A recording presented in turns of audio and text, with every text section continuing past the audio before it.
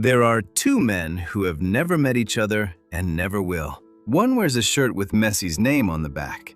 The other wears Ronaldo's. Neither has ever shaken hands with the man on his shirt. Neither has ever been thanked, noticed, or spoken to by him. And still, when their player loses, something in each of their chests tightens. When their player scores, each of them feels it in his own body, like he did something right today. Neither of them chose this on purpose.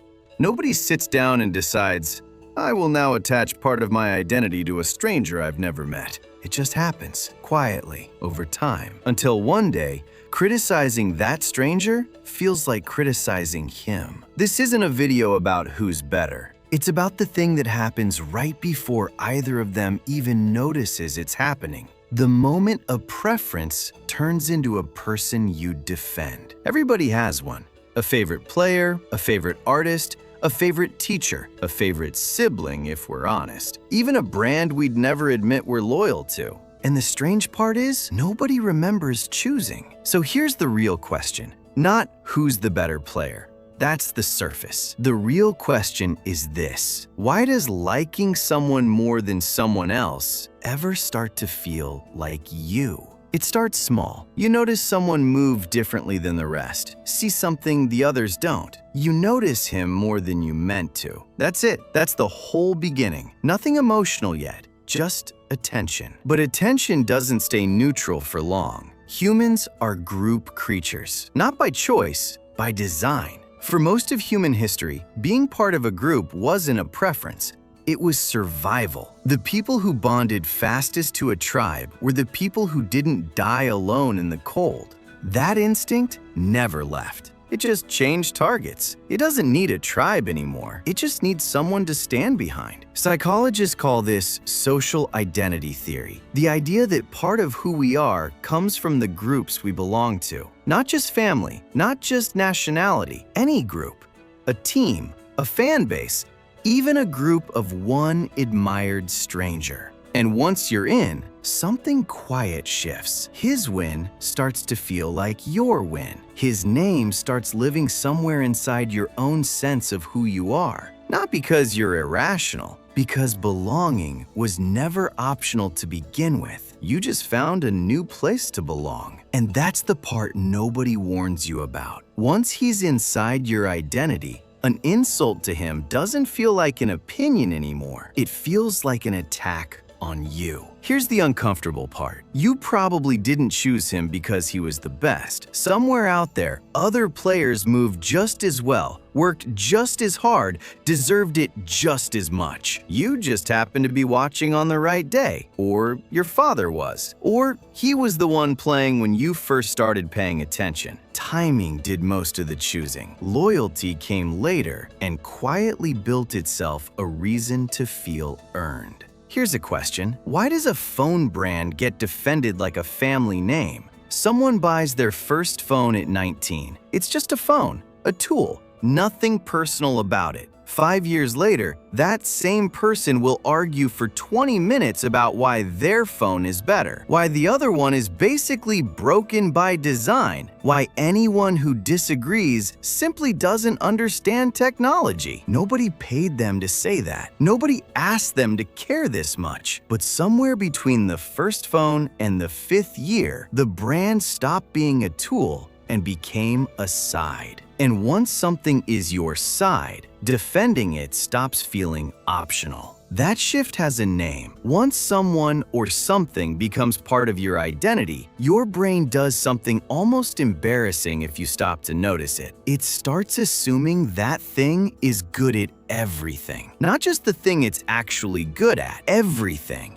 A brilliant footballer must also be a good father. A well-designed phone must also mean a smarter, more thoughtful company behind it. A talented musician must also have good judgment. None of that is proven. None of it has to be. Your brain just borrows the shine from one trait and paints it across the rest. This is the halo effect. One bright quality lighting up everything nearby, whether it deserves the light or not. It's why fans defend defend a player's character using nothing but his footwork as evidence. It's why the best product quietly becomes the best company, with nobody checking if that second sentence was ever true. And once the halo is in place, contradicting evidence doesn't get processed the same way anymore. It gets filtered before it even reaches you. If someone could reach into your memory and erase every match you ever watched, there's a real chance you wouldn't pick the same favorite twice. Not because he isn't good, because the version of you who fell for him in the first place wouldn't exist to fall for him again.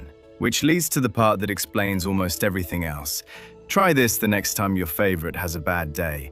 Watch how fast your brain builds the excuse. Injury, tired teammates, bad referee.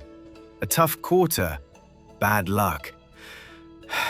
Anything except the one explanation you don't reach for, that maybe, today, they just weren't good enough. Meanwhile, the rival has one average day, and suddenly it confirms everything you already suspected.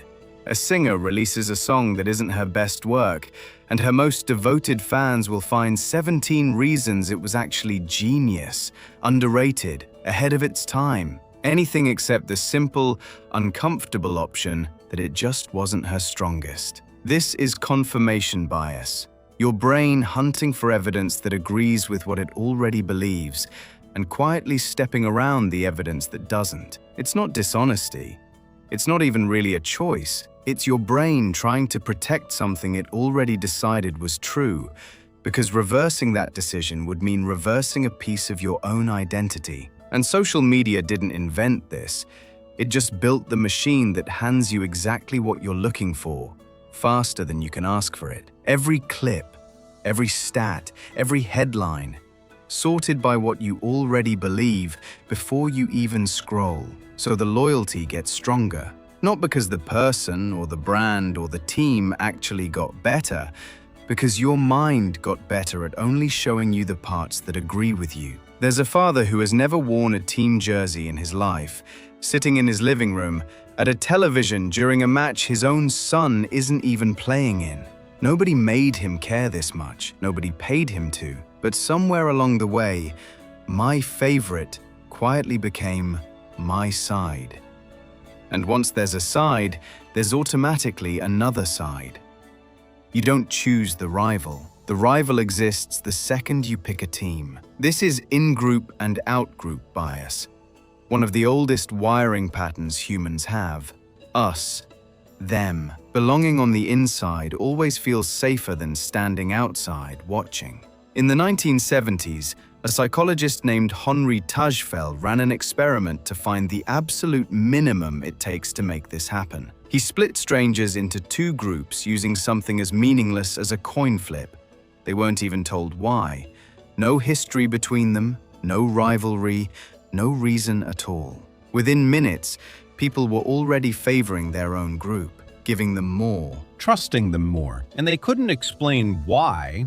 There was nothing to explain. The group didn't need a reason to matter. It just needed to be theirs. That's how little it takes. So imagine what happens when the group is a team you followed for 15 years, a franchise your father raised you on, a phone you've owned since you were 19. Picture two strangers in a comment section, midnight, both scrolling on their phones in bed. Neither one has ever met the player they're defending. By the time either of them puts the phone down, they've insulted each other's intelligence, upbringing, and taste over two men who will never know either of their names. It's why rival console fans can turn a hardware preference into something that sounds almost personal. It's why two people can watch the same debate and both walk away certain their side won, without either one lying. It's why the same instinct shows up quietly inside a family too. The child who was always the smart one, the sibling who somehow never got the same warmth, without either parent ever admitting it out loud. The longing feels good. But belonging always draws a line. And once you're standing on one side of that line, defending it stops feeling like a preference. It starts feeling like defending yourself. Here's the part that stings a little. By now, changing your mind costs more than staying loyal ever did. Admitting he was wrong, or the phone was wrong, or the team was wrong doesn't just cost an opinion. It costs a piece of who you already decided you were. So most people don't change their mind. They just find one more reason to stay. So follow it all the way back. Both of them, the man in the Messi shirt and the man in the Ronaldo shirt, standing in different rooms, having gone through the exact same process without ever noticing it. A preference turned into attention. Attention turned into identity. Identity built a halo